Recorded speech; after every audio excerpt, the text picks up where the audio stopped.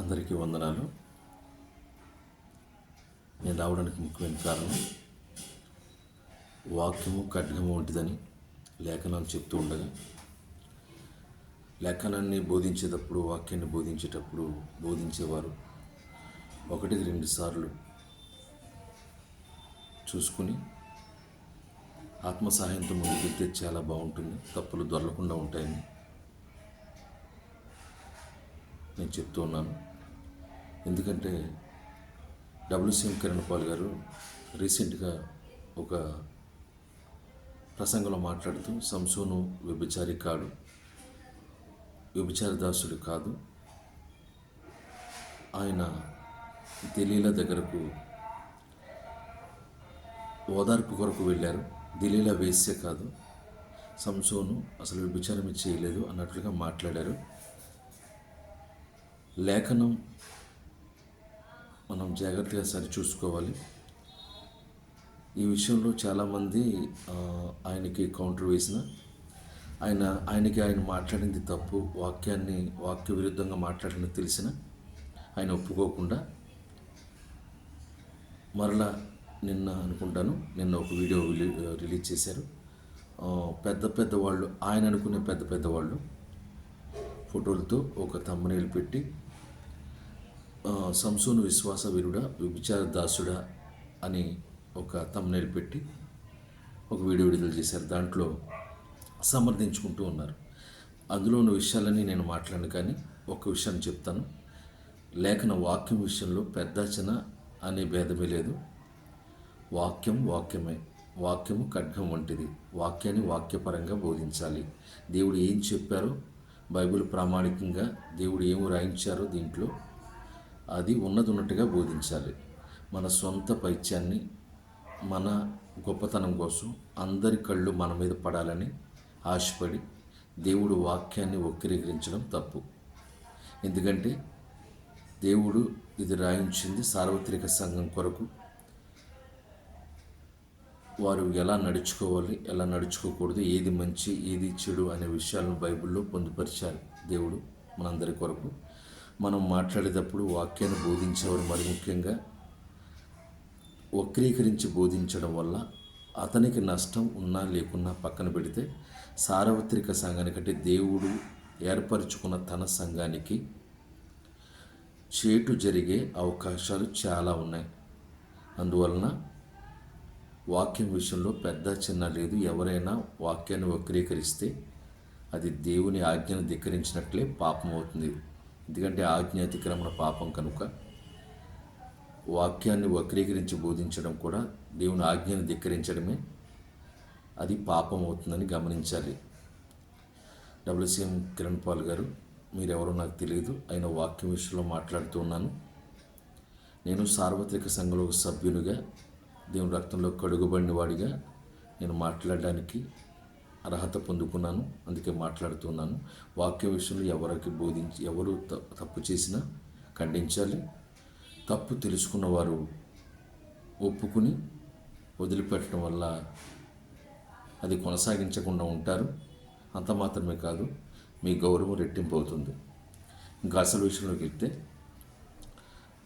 WCM Kiran Paul గారు పెట్టిన heading ఏంటంటే, హెడ్డింగ్ విషయం మాట్లాడితే ఇంక ఈ విషయం మాట్లాడిన, ఎందుకంటే అది నాకు సంబంధం లేని విషయం. ఏం పెట్టారంటే, సంసోను విశ్వాస వీరుడా, వ్యభిచారదాసుడా అని పెట్టారు. విశ్వాస వీరుడా అనడానికి ఈయన చూపించినటువంటి రిఫరెన్స్ ఏంటంటే, హెబ్రీయులకు రాసిన పత్రిక 11వ అధ్యాయం చూపించారు. యాక్చువల్గా హెబ్రీయులకు రాసిన 11వ అధ్యాయంలో విశ్వాసుల వీరుల జాబితా రాయబడి ఉంది.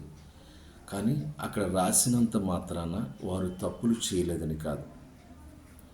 అక్కడ ఏం రాయించారంటే, వాళ్ళు విశ్వాసం ద్వారా దేవుడు ఉన్నాడు, మాకు మేలు జరిగిస్తాడు అని విశ్వసించి దేవుని పైన నమ్మకంతో వారు ఏం సాధించారు, ఏం పొందుకున్నారు అనే విషయాలు ఇక్కడ రాయించారు. అది గమనించాలి. ఇక్కడ వారి పూర్తి సమాచారం అనేది లేదు. విశ్వాసం ద్వారా వారు ఏం పొందుకున్నారు, ఏమి సాధించారు అనే విషయాలు వ్రాయించారు ఇక్కడ దేవుడు. మీరు జాగ్రత్తగా గమనిస్తే ఇందులో ఉన్న పేర్లు గలవారందరూ కూడా ఉత్తములని కాదు, పూర్తిగా వారి జీవితాంతం కూడా దేవునిలో ఏ తప్పు చేయకుండా ఉన్నారని కాదు. దావీదు గారు బత్షెబతో పాపం చేశారు, విశ్వాసంతో చాలా సాధించారని, యుద్ధాల్లో విజయాలు సాధించారు, ఎక్కడి నుంచో ఎక్కడికో వెళ్ళారు ఆయన. అది విశ్వాసం ద్వారా సాధించినటువంటివి, పొందినటువంటివి విషయాలు వారు ఏం పొందుకున్నారు, ఏం సాధించారని రాశారు. మీకు ఒక ఉదాహరణ చెప్తాను. ఇందులో దానియేలు గారి పేరు లేదు, అంత మాత్రాన ఆయన విశ్వాసి కాదా? ఆయన విశ్వాసి, దేవుని పేరు విశ్వాసం, నమ్మకం గలవారు ఆయన. మనం దానియేలు గ్రంథంలో చూస్తాం. దానియేలు గారి పేరు లేనంత మాత్రాన ఆయన విశ్వాసి కాకుండా పోడు. అలానే ఇందులో పేరున్న వాళ్ళందరూ ఏ పాపము చేయలేదని కాదు, ఓన్లీ విశ్వాసం ద్వారా ఏం పొందుకున్నారు, ఏం సాధించారని రాశారు. నేను ఈ విషయం ఎందుకు చెప్తూ ఉన్నానంటే, మీరు జాగ్రత్తగా గమనిస్తే 11వ అధ్యాయంలో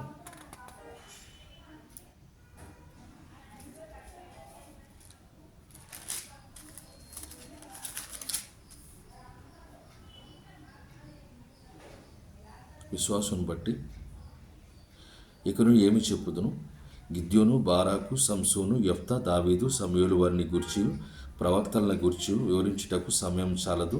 వారు విశ్వాసము ద్వారా రాజ్యములను జయించిరి, నీతి కార్యములను జరిగించిరి, వాగ్దానములను పొందిరి, సింహముల నోళ్లను మూసిరి.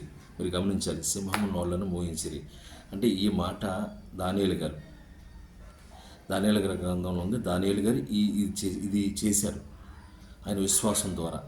అవి వరకు ఇక్కడ రాపించారు. దీనికే వాళ్ళ జీవితానికి సంబంధం లేదు. విశ్వాసం ద్వారా ఏం పొందారు, ఏమి సాధించారనే విషయాన్ని ఇక్కడ రాసిపెట్టారు. అది మీరు గమనిస్తే మంచిది.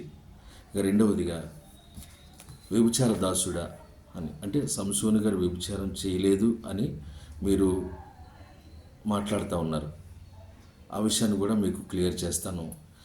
ఒక విషయం గమనించాలి, పొరపాటు దొరికినప్పుడు పొరపాటును సరి చేసుకోవడం చాలా ఉత్తమమని మరలా చెప్తా ఉన్నా ప్రేమపూర్వకంగా. వాక్యం విషయంలో అందరూ సమానమే, గమనించాలి. ఇప్పుడు సంసోను వ్యభిచారం చేయలేదు అని మీరు అంటూ ఉన్నారు. లేఖనం చదువుతుంది చూడండి, న్యాయాధిపతుల గ్రంథము 16వ అధ్యాయము 1వ వచనం. తర్వాత సంసోను గాజాకు వెళ్ళి వేశ్యను ఒకతిని చూచి ఆమె వద్ద చేరాను. వేశ్య దగ్గరికి వెళ్ళిన వాళ్ళు వ్యభిచారి కారా? వేశ్య దగ్గరికి వెళ్ళిన వారు వ్యభిచారి కారా? మరి ఈ రాయించినటువంటి ఈ 1, 2, 3 వచనాలు మీరు జాగ్రత్తగా గమనిస్తే వేశ్య ఇంట్లో ఉన్నట్లుగా మనం ఈ నేరేషన్ అర్థమవుతాం. వేశ్య దగ్గరికి వెళ్ళిన వాళ్ళు వ్యభిచారి కాదా? ఒకటి. రెండవదిగా 4వ వచనం, 16వ అధ్యాయం 4వ వచనం, న్యాయాధిపతులు. పిమ్మట అతడు సూర్యకు లోయలో ఉన్న దిలీలా అను స్త్రీని మోహింపగా, అంటే మరలా దిలీలా అనే ఆమె దగ్గరకు ఆమెను మోహించారు. ఆమె ఇంట చేరినట్లుగా ఆమె అతని ప్రాణాన్ని తీయడానికి ఫిలిష్తీయుల ద్వారా ధనాన్ని పొందుకుని ఎన్నో రకాలుగా అతని జీవిత రహస్యాన్ని, మరణ రహస్యాన్ని కనుక్కోవడానికి ఎన్నో రకాలుగా ప్రయత్నించినగా 3 times, అంటే 3 సార్లు ప్రయత్నించింది. 4వసారి విజయం సాధించింది. ఆమె ఎలాగా? ఆమెతో ఉన్నాడు, ఆమెను మోహించాడు. కాబట్టి ఈ నరేషన్ అంతా మీరు చదివితే 16వ అధ్యాయం మీకు అర్థమవుతుంది. ఒక చిన్న మాటను మీకు గుర్తు చేస్తాను. 16వ అధ్యాయం 19వ వచనంలో చూస్తే, ఆమె తన తొడ మీద అతను నిద్రపుచ్చి, అంటే ఆమె తొడ మీద నిద్రపోతున్నాడు అంటే, నిద్రపుచ్చింది అంటే ఆమె వేసే కాదా? ధనం కోసం ప్రాకులాడింది అంటే వేసే కాదా?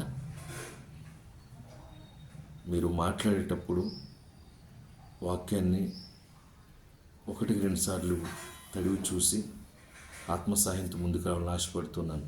మరి ఒక్కసారి ప్రేమతో మీకు చెప్తున్నాను. ఎందుకంటే మిమ్మల్ని ఎంతోమంది ఆదరిస్తూ ఉన్నారు, ప్రేమతో మిమ్మల్ని ఫాలో అవుతూ ఉన్నారు.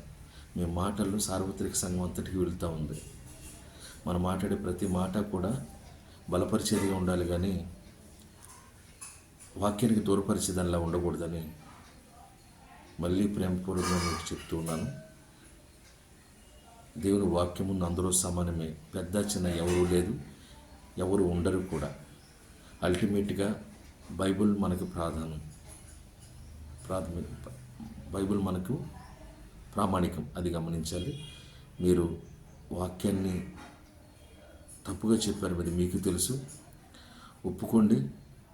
ఒప్పుకొని ముందుకు వెళ్ళండి.